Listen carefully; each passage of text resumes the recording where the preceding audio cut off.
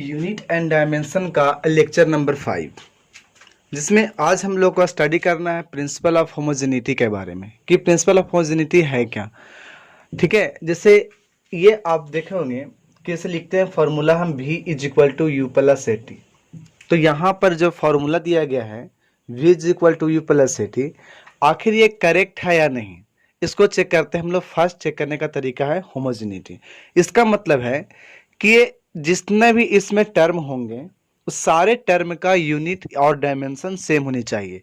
अगर किसी भी टर्म का यूनिट और डायमेंशन अलग हो गया, मतलब ये हम कहेंगे उसमें कि वो दिया हुआ वो आपका इक्वेशन है वो आपका रॉन्ग है। ठीक है, अब हम लोग पहले पहचानेंगे इसमें कि कब टर्म अलग होगा और कब टर्म सेम होगा, कितने टर्म इसमें हैं। हम यहाँ पर जो आपको दिखाई दे रही है कि v is equal two plus a T जो बोर्ड पे है, वो क्या वो इसमें टर्म कितने हैं, 1 टर्म है, 2 टर्म है, 3 टर्म्स है, टर्म कितने हैं, इसको कैसे हम लोग देखेंगे। तो देखिए, अगर कोई भी नंबर हो, कोई भी आपको लेटर हो, तो लेटर के बीच में अगर आपको प्लस का साइन हो या फिर माइनस का साइन हो, कोई भी लेटर हो, तो लेटर के बीच में अगर प्लस हो, माइनस हो और साथ ही साथ अगर इक्वल का साइन हो, तब उस केस में सारे टर्म अलग अलग होते हैं। तो यहाँ पर आपको क्या प्लस है, माइनस है, इक्वल है, तो जिन दो लेटर्स के बीच में अगर ये 3 साइन है तो समझ लेना है कि वो टर्म अलग अलग है।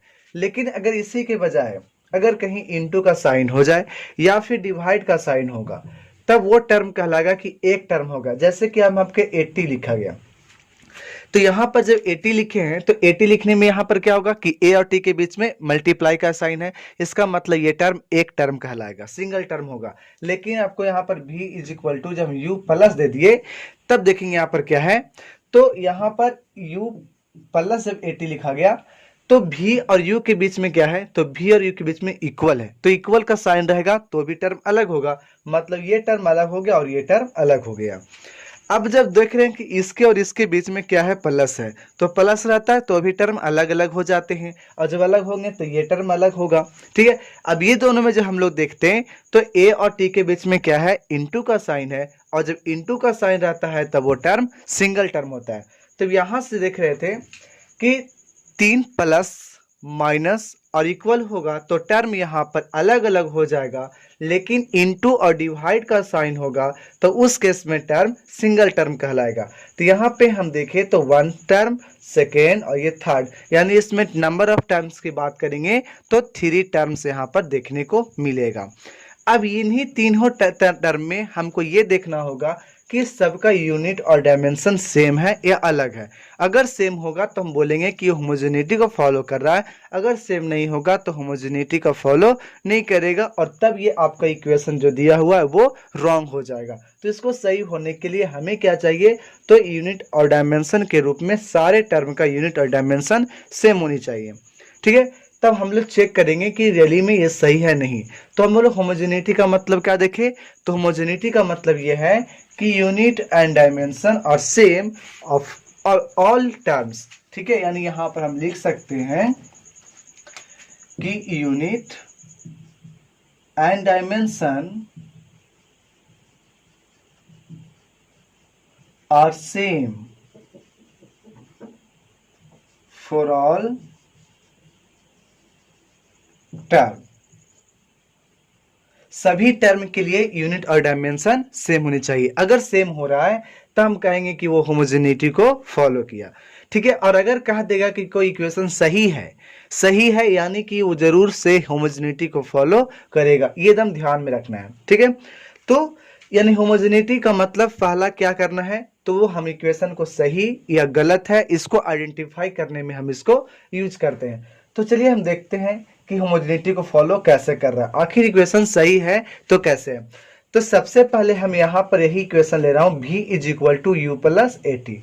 तो इसमें आपको देखे होंगे कि जो v लिखा जा रहा है, ये v को बोलते हैं फाइनल स्पीड। तो जब स्पीड बोला गया तो आपको पता होना चाहिए कि स्पीड का यूनिट क्या होता है, मीटर बटे सेकेंड होता है।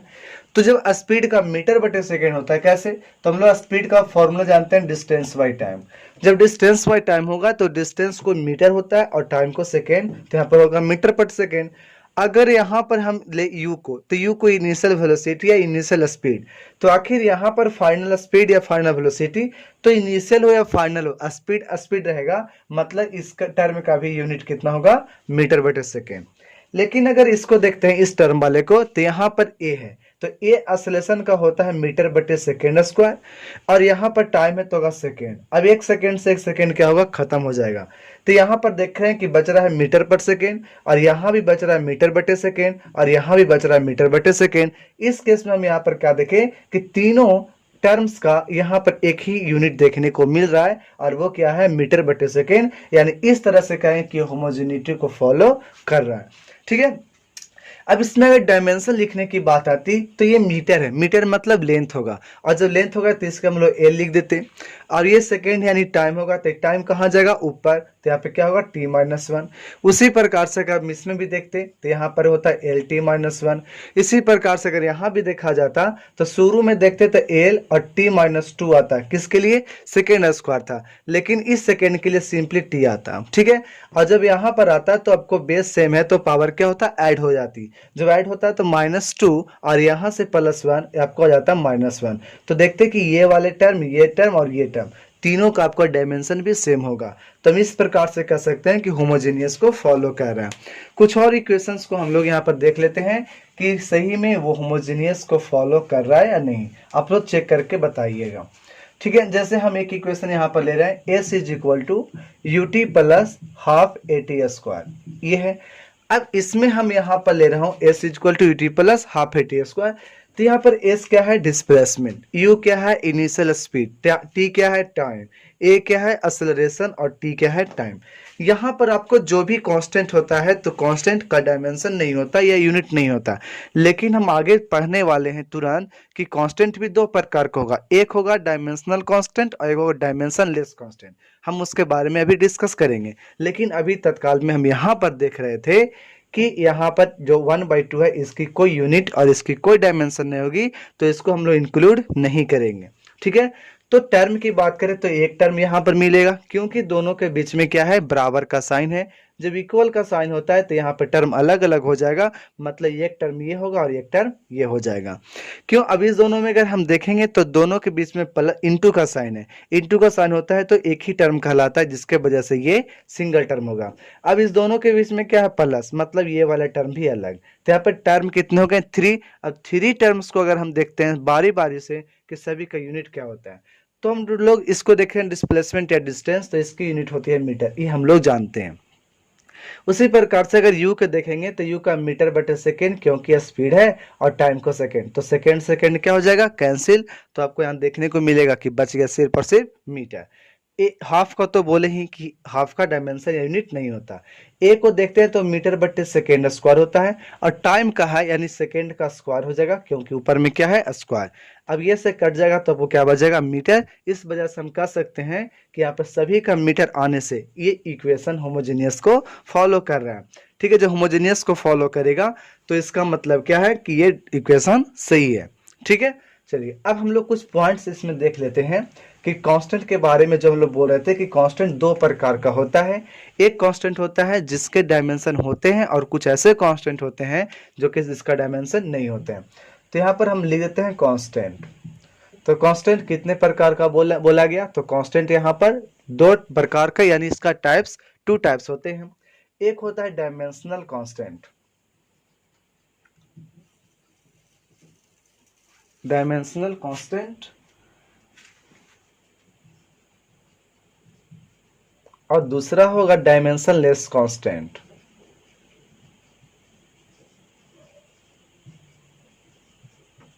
ठीक है। एक होगा डायमेंशनल कांस्टेंट और दूसरा होगा डायमेंशन लेस कांस्टेंट।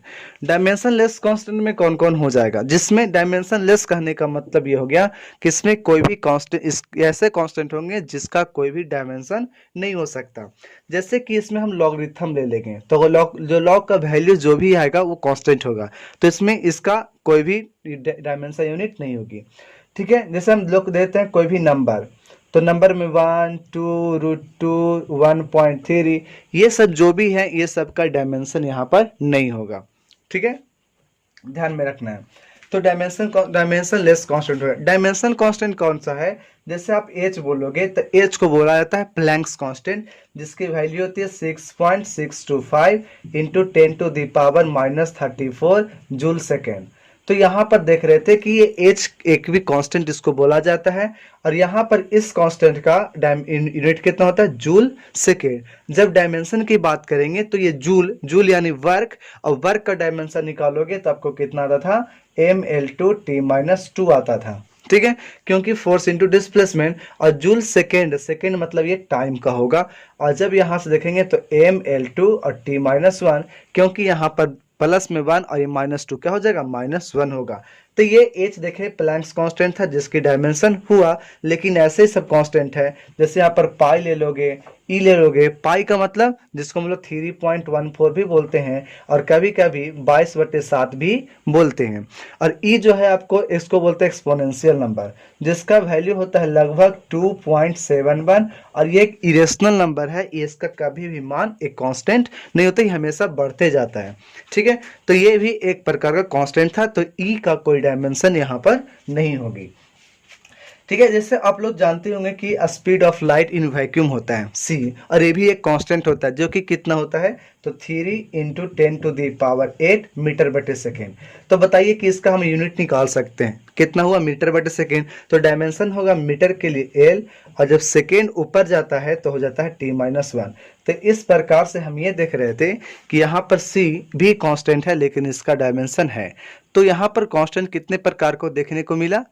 तो कांस्टेंट दो प्रकार का होता है, एक होता है डायमेंशनल कांस्टेंट यानी जिसकी डायमेंशन होती है, और दूसरा होता है डायमेंशन लेस कांस्टेंट जिसके में डायमेंशन नहीं होती है। ठीक है, अब हम लोग को कुछ क्वेश्चन पर भी प्रैक्टिस करनी होगी। इसके पहले कुछ और भी हम लोग देख लेते हैं कि लॉग होगा, साइन होगा, ये सब में कहाँ पे कांस्टेंट, कहाँ पे डायमेंशन होगा, और किस में डायमेंशन नहीं होगा। तो देखिए, जैसे यहाँ पर हम लिख रहे हैं लॉग, तो लॉग में पढ़ा जाता है, यहाँ पर अगर a रहता है, यहाँ पर b, तो इसको पढ़ते हैं लॉग a बेस b। क्या पढ़ते हैं इसको? लॉग a बेस b पढ़ा जाता। तो यहाँ पर जब देखेंगे कि यहाँ पर जो भी आपको रहता, और यहाँ पर जो रहता 100, और ये पूरा वैल्यू रहता 100, तीनों के तीनों डायमेंशन लेस होते हैं। मतलब यहाँ पर हम यहाँ पर लिख सकते हैं कि यहाँ पर क्या होगा? डायमेंशन लेस क्वांटिटी है। कहाँ पर? तो यहाँ पर भी जो रहेगा वो भी डायमेंशन लेस होगा, और जो यहाँ बेस में रहेगा वो भी डायमेंशन लेस होगा, और पूरा वैल्यू को भी देखा जाएगा तो भी एक डायमेंशन लेस होगा। मतलब इस पूरे क्वांटिटी की डायमेंशन नहीं होगी। उसी प्रकार से अगर एक्सपोनेंशियल में हम यहाँ पर कुछ रहता है, मतलब ऐसे जानते हो ना कि 2⁻x लिख रहे हो, तो यहाँ पर वेरिएबल कहाँ दे रहे हैं? ऊपर में, यानी कांस्टेंट के पावर वेरिएबल। तो इस केस में जो ऊपर में जो भी यहाँ पर रहेगा वो भी आपको क्या रहेगा? डायमेंशन लेस रहेगा। मतलब यहाँ पर वाले को भी डायमेंशन नहीं रहेगा, और इस पूरे वैल्यू को भी डायमेंशन नहीं होगा। मतलब ऐसे क्वांटिटी में हम डायमेंशन नहीं लिखते हैं, यानी इसमें हम डायमेंशन का सोचेंगे नहीं कि डायमेंशन होगा। ठीक है, लेकिन इसका बहुत बड़ा योगदान है। जैसे हम क्वेश्चन आगे हम लिखेंगे तो इसके चलते अगर डायमेंशन लेस नहीं होता तो हम यहाँ पर वैल्यू नहीं निकाल पाते। ठीक है, मतलब इसकी जरूरत है, इसलिए ध्यान में रखना है कि लॉग में अगर यहाँ हो तो डायमेंशन लेस होगा, बेस में हो तो भी डायमेंशन लेस होगा, अगर इसके e⁻ इनपुट यानी डायमेंशन लेस होगा, और पूरा वैल्यू भी क्या होगा? Dimension less. इसी प्रकार से अगर हम ट्रिग्नोमेट्री की बात करते हैं, तो ट्रिग्नोमेट्री में अगर हम चलेंगे तो साइन थीटा होता है, कॉस थीटा होता है, ठीक है, टैन थीटा होता है, सेक थीटा होता है, कॉसेक थीटा होता है, और उसी प्रकार से कॉट थीटा होता है। तो ये सभी के सभी वैल्यू क्या होते हैं? तो all are dimensionless quantity, all are dimensionless, कि कोई सभी इसमें जो भी है वो सभी के सभी क्या है? डायमेंशन लेस है। मतलब किसी का भी इसमें डायमेंशन नहीं होगा। कितने? ये सब जो दिखाया गया उसमें। ठीक है, तो कुछ क्वेश्चन है, अब उसको हम लोग यहाँ पर लिखते हैं। तो क्वेश्चन नंबर फर्स्ट आप लोग को बनाना है, कुछ क्वेश्चन अभी प्रैक्टिस करते हुए हम लोग आगे बढ़ेंगे, जिसमें क्वेश्चन है calculate the dimension formula, calculate the dimension formula of energy from the of energy from the equation दिया हुआ है के बराबर हाफ एम वी स्क्वायर, जहां पे आपको बताया जा रहा है कि ये के है काइनेटिक एनर्जी, आपको इसी का डायमेंशन पूछा जा रहा है, ठीक है।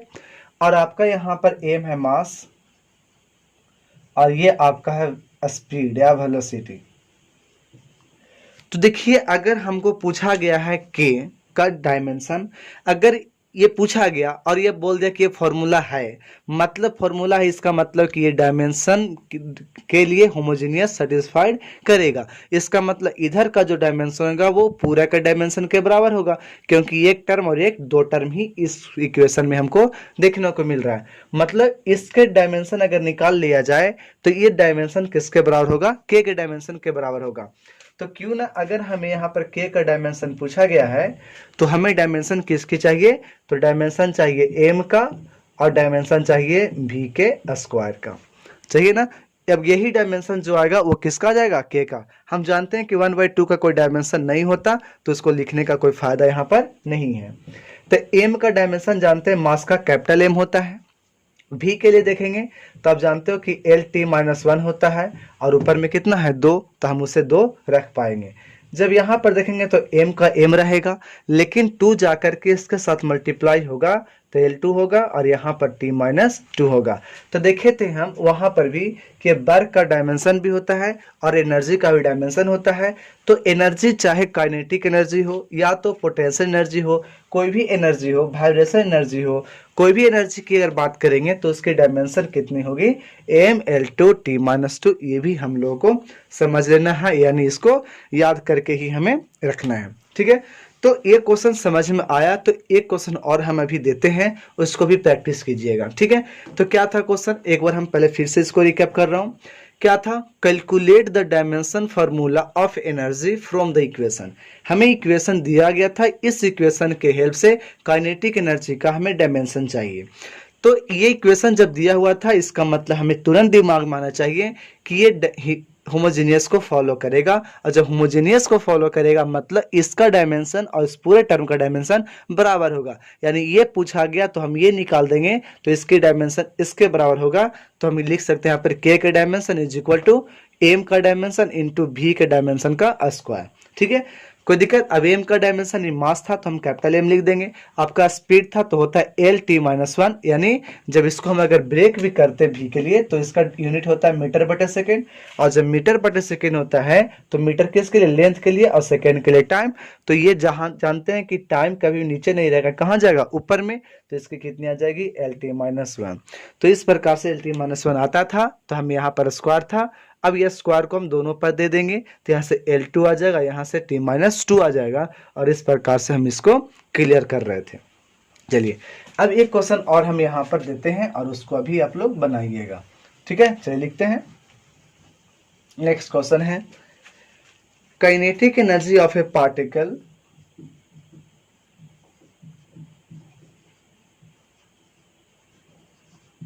Kinetic energy of a particle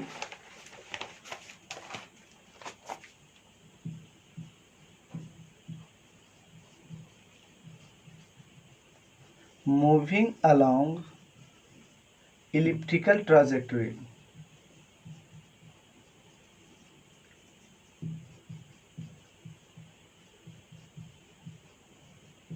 is given by k is equal to alpha s square, ये s है, ठीक है, where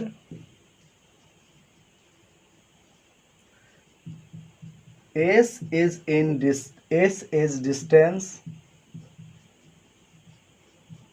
travel by the particle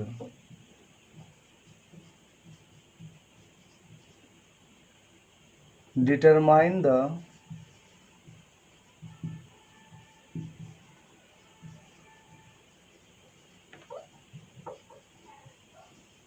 of alpha, dimension of alpha. एक बात और बोलना था कि आपको इसका जो लाइव क्लास है वो शाम में मिलेगा, ठीक है। आपका शाम में जो टाइमिंग होगी 8 बजे के बाद, ठीक है, यानी आप हमेशा रख लीजिए इसको 8:30 में PM डेली आपको ये देखने को मिलेगा, ठीक है। तो ये आप लोग के लिए है 8:30 हमेशा PM, तो शाम में लाइव में आपको ये मिलेगा, ठीक है, लगाया जाएगा डेली। चलिए अब यहाँ पर हम लोग क्वेश्चन बनाते हैं। क्या कहा जा रहा है? कहा जा रहा है kinetic energy of A particle moving along elliptical trajectory. Elliptical मतलब एक इलिप्स का आकार का इस प्रकार का है।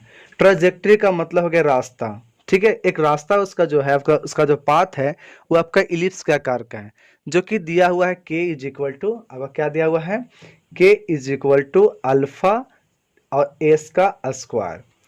बताया जा रहा है कि आपको k तो है काइनेटिक एनर्जी और यहाँ पर अल्फा आपको कांस्टेंट है और आपको s है वो डिस्टेंस है ना, s is distance travel by the particle.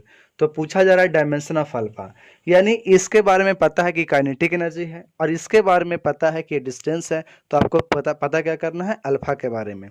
तो ऐसा कर सकते हैं कि जब जानते हैं कि इक्वेशन हमको गिवन है, इसका मतलब इधर का डायमेंशन और इस पूरे का डायमेंशन बराबर होगा, और जब बराबर होगा तो हम इसको इस प्रकार से लिख सकते हैं, ये अल्फा का डायमेंशन और इधर में डिस्टेंस के स्क्वायर का डायमेंशन इक्वल होनी चाहिए। तो काइनेटिक एनर्जी का अब भी हम लोग डायमेंशन देखिए कि कोई भी एनर्जी हो, एनर्जी होती है, तो इस केस में इसकी डायमेंशन हमको याद रहेगा mL2T-2 होगा, ठीक है। और आपको अल्फा का तो निकालना है, इसे अल्फा को छोड़ देंगे, और डिस्टेंस है, डिस्टेंस के लिए L होता है, ऊपर में 2 था तो L2 होगा। अब हम इसको इधर लेके जाएंगे तो देखिए तो यह तो पूरा कटने वाला है, तो इसे हम लोग हटा देंगे, और जो हटा देंगे तो यहाँ से अल्फा का जो डायमेंशन मिल जाएगा a मिलेगा, लेकिन अब तो l बचेगा नहीं, l नहीं बचेगा तो l में 0 हो जाएगा और T-2 हो जाएगा। आप यहाँ ने तो ये भी लिख सकते हो कि AMT-2, ठीक है। तो ये था आपका क्वेश्चन। अब इसमें और भी क्वेश्चन है, हम उसको देखते हैं, आपको एक होमवर्क में देते हैं, आप उसको करके आइएगा, ठीक है। चलिए इसमें हम क्वेश्चन कर ही लेते हैं। 2 क्वेश्चन है, आज थोड़ा सा लंबा जाएगा क्लास, लेकिन 2 क्वेश्चन को करके ही आगे स्टार्ट करेंगे, ठीक है। चलिए तो नेक्स्ट क्वेश्चन लिखने के लिए तैयार हो जाए और उसको बनाने के लिए आप लोग रेडी होंगे। चलिए नेक्स्ट क्वेश्चन है the position of A particle. Next question, the position of a particle at time t is given by the equation xt v naught by alpha 1 minus e के power minus alpha t, where v naught is a constant and alpha greater than 0. The dimension of v naught and alpha are respectively a में m0 l1 t0 T-1, B में है M0 L1 T-1 and T, C में है M0 L1 T-1 and T-1, D में है M1 L1 T-1 and L T-2। तो ये है क्वेश्चन। अभी बताना, देखिए यहाँ पर कुछ आपको लगेगा नया चीज, जैसे यहाँ पर x लिख करके t दिया हुआ, इसका मतलब ये है कि जो डिस्टेंस है आपका x, ये t जैसे से बढ़ेगा वैसे मतलब बढ़ेगा या घटेगा, यानी t पर प्रॉपरली डिपेंड करेगा कौन, x। यानी टी बदलेगा तो आपका एक्स का वैल्यू बदलेगा। इसको से यहाँ ये नहीं समझना है कि एक्स इंटू टी, नहीं, यहाँ पर फंक्शन दिया गया है, ठीक है। तो आगे फंक्शन जब हम लोग देखेंगे तो वहाँ पर यहाँ पर लिखा जाएगा कि एक्स फंक्शन है किसमें, टी में, यानी टी इसका इनपुट होगा। हम टी को बदलेंगे, एक्स बदलेगा, कैसे, एक्स बराबर ही इतना, अगर टी का मान यहाँ बदलते जाएंगे तो आपका इस वैल्यू में चेंज आते जाएगा, मतलब आपका एक्स भी बदलेगा, ठीक है। यही आपका यहाँ पर दिया गया है एक्स टी, मतलब ये गुना नहीं है, ध्यान में रखना है। तो लिखा हुआ the position of A particle at time T is given by the equation, इस इक्वेशन से हमें दिया हुआ था। तो इक्वेशन दिया हुआ, इसका मतलब हम ये क्यों, क्या दिमाग में आना चाहिए कि ये टर्म और ये पूरे टर्म का यूनिट क्या होना चाहिए, सेम होनी चाहिए, ठीक है, और डायमेंशन भी सेम होना चाहिए। तो हमको जब यूनिट ना पूछा तो हम डायरेक्ट इसको किससे बनाएंगे, डायमेंशन से। फिर कहा जा रहा है कि v naught is a constant, इसमें आपका वी नॉट बाई अल्फा जो था, तो इसमें वी नॉट आपको क्या है, कांस्टेंट है, and alpha greater than zero, और अल्फा का जो वैल्यू होगा वो आपको पॉजिटिव में होगा, ये अल्फा चाहे ये अल्फा, दोनों का वैल्यू क्या होगा, पॉजिटिव होगा। तो डायमेंशन बताना है वी नॉट और अल्फा का क्या होगा रिस्पेक्टिव, मतलब क्रमशः। तो ऑप्शन में आपको जो होगा सबसे पहले वी नॉट का होगा और बाद में किसका होगा, अल्फा का। तो देखना है कि ये ऑप्शन सही है कि बी सी डी, आपको चुनना है। तो देखिए आप लोग जल्दी से इसको पॉज करके और इसको 3 मिनट कम मिनिमम सोचिए, अगर बन जाता है तो बहुत अच्छा है कि आप लोग का जो स्टडी चल रहा है वो बहुत ठीक चल रहा है, ठीक है। तो जो हम लोग जो इसको स्टडी कर रहे हैं ना, ये हम कर रहे हैं कि आप जो कहीं कोटा का एग्जाम हो जाए या दिल्ली का हो जाता है, बड़े बड़े या एनटीएससी का एग्जाम होता है, आपको ये सब में कारगर होगा, ठीक है। आप इसको अच्छे तरीके से तैयारी करके, और अब जब बेसिक आपका स्टार्ट हो रहा है आईआईटी के लिए या मेडिकल के लिए, आप उसमें अच्छे मार्क्स को स्कोर कर पाओगे, आपको वहाँ पे क्लियरिटी दम हो जाएगा, क्योंकि आपको पहले से ये सब क्लियर रहेगा, और इसे एक क्वेश्चन जेई में तो रहता है, ठीक है।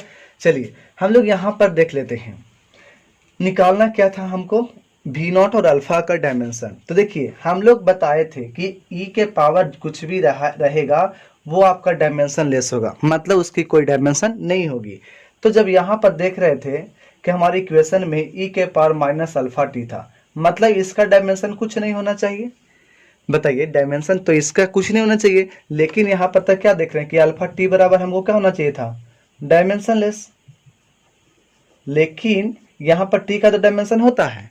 तो सोचिए जब टी का हम डायमेंशन टी रख देंगे और इसको कट छट के हमको लाना है कितना, 1 आना है, मतलब कांस्टेंट आना है, कुछ भी नहीं आना है, इससे पूरा टी कट जाना चाहिए। तो टी कब कटेगा, जब अल्फा के जगह पे हम 1/t रखेंगे तब ना, समझना यहाँ पर है कि हम अल्फा के जगह पे अगर 1/t रखेंगे तो टी से टी का हो जाएगा, कट जाएगा, और कट जाएगा तो डायमेंशनलेस हो जाएगा ना। इसका मतलब कि यहाँ पर जिसके पावर में रहता है तो क्या था, डायमेंशनलेस। इसके हेल्प हम यहाँ पर ले लिए कि जब डायमेंशनलेस होगा तो टी का डायमेंशन अगर टी है तो अल्फा का डायमेंशन 1/t होना जरूरी है। तो यहाँ से हमको मिल गया कि अल्फा का जो डायमेंशन मिला 1/t, यानी टी ऊपर जाएगा तो t-1।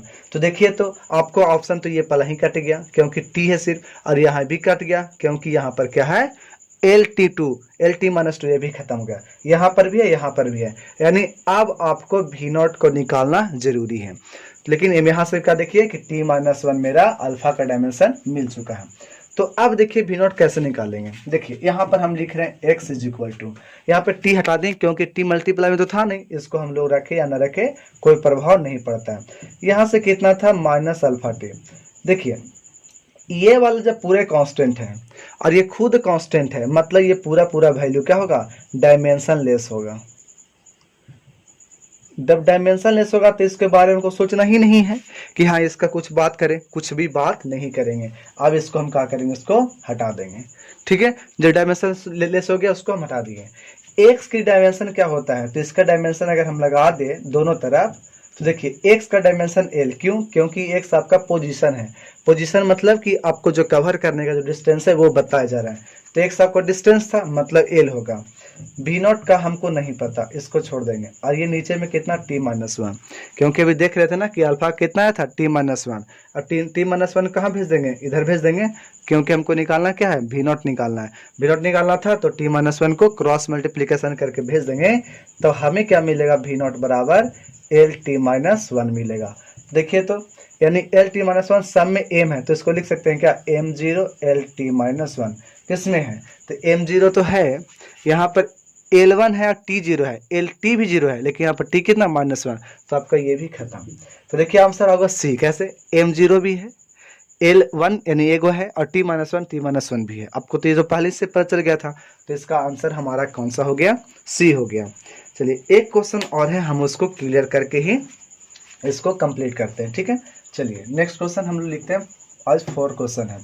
कल का जो हमारा जो होगा टॉपिक, वो होगा एक स्टेटमेंट से किस प्रकार से हम लोग इक्वेशन बना पाते हैं, यानी फॉर्मूला हम लोग कैसे डिराइव करते हैं किसी स्टेटमेंट के सहारे। और वो भी हम लोग हेल्प किसको लेंगे? तो हम लोग होमोजेनिटी का ही हेल्प लेकर के आगे इसको क्लियर करेंगे, ठीक है। चलिए क्वेश्चन है कि the distance covered by a particle in time t is given by x is equal to a plus bt ct square dtq. Find the dimension of A, B, C and D. तो हमको dimension निकालना है A का, B का, C का, D का, ठीक है। इस इक्वेशन, जब ये इक्वेशन दिया हुआ, इसका मतलब क्या है कि होमोजेनिटी को फॉलो करेगा। अब होमोजेनिटी का फॉलो करेगा मतलब x का डायमेंशन किसके बराबर है? A के डायमेंशन होगा, पहला काम। जब पहला काम हमको मिल गया कि ये x का डायमेंशन a के डायमेंशन बराबर होगा, और x क्या था? डिस्टेंस। और जब डिस्टेंस है तो a का डायमेंशन x का डिस्टेंस कितना होता है? l। तो बोल देंगे कि a का डायमेंशन किसके बराबर? l के बराबर। पहला इक्वेशन सही होगा, मतलब हम a का मान वैल्यू निकाल चुके हैं। अब b की बात करेंगे तो हम लिख सकते हैं कि x का डायमेंशन होगा वो यहाँ पर b और यहाँ पर t के डायमेंशन के बराबर होगा। काहे कि देखिए ये टर्म अलग है, ये टर्म अलग है, ये टर्म अलग है, ये टर्म अलग है। यहाँ पे 4 टर्म इधर, 1 टर्म इधर, 5 टर्म है। तो क्यों ना हम इसको और इसको बराबर कर सकते हैं। और जब बराबर करेंगे तो x का डायमेंशन यहाँ पर b और t के डायमेंशन के बराबर होगा। मतलब x का तो l होगा और यहाँ पर b को छोड़ देंगे और t का क्या हो जाएगा? t। अब ये t कहाँ नीचे जाएगा, और नीचे जाएगा तो आपको होगा l/t, और यहाँ से आएगा कैपिटल b का डायमेंशन। अब ये t तो रहेगा नहीं नीचे, कहाँ चलेगा? ऊपर, और ऊपर जाएगा तो आपको मिल जाएगा lt-1 किसके डायमेंशन? तो यहाँ पर b के डायमेंशन। तो इस प्रकार से हम यहाँ a का निकाल चुके हैं और यहाँ पर b का डायमेंशन क्लियर हो गया।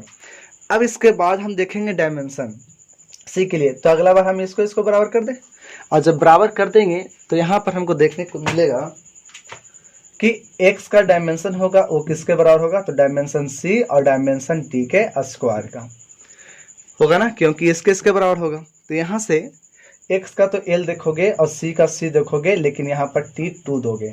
अब t2 कहाँ आ जाएगा? नीचे आ जाएगा ना, और नीचे आएगा तो यहाँ से l/t2 होगा, और यहाँ पर c का डायमेंशन होगा। ये t2 कहाँ जाएगा? ऊपर, और जैसे ऊपर जाता है तो यहाँ पे lt-2 हो जाएगा, और ये किसके बराबर? तो c का डायमेंशन बराबर। चलिए अब इसी प्रकार से अगर हम d की बात करें तो यहाँ सब लास्ट वाले को देख लेते हैं।